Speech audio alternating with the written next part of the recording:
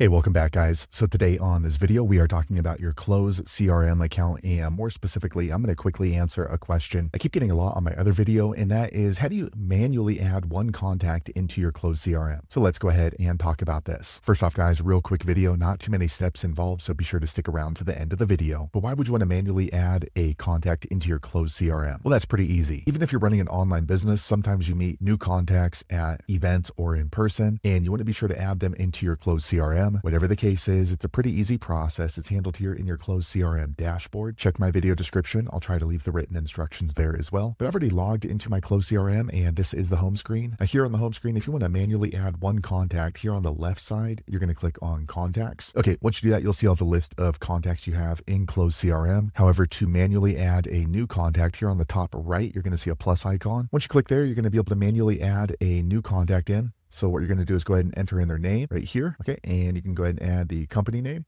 as well. All right. Once you've done that, you want to go ahead and click on create lead. Okay. Once you do that, you're going to be in the editing portion for this new contact. So up here on the right, you can go ahead and add notes about them. Met at a conference in June 2021. And then off here to the bottom left, you can go ahead and add in other fields. So phone, email, or website. You can add all that right here. Once you've added in all the contact information you want for this new person, you want to go ahead and be sure to click on save. Okay, now we can go back over here to our contacts. And as you can see right here, we have added a new contact into our Close CRM. So there you have it, guys. If you're wondering how to manually add one contact into your Close CRM, that's the easiest way I know how to do it. If you know an easier way, be sure to leave a comment below. Let the rest of us know how you did it. Hopefully you found that video useful. If so, click thumbs up or maybe consider subscribing to my channel, and I hope to see you on the next video. Thanks again for watching.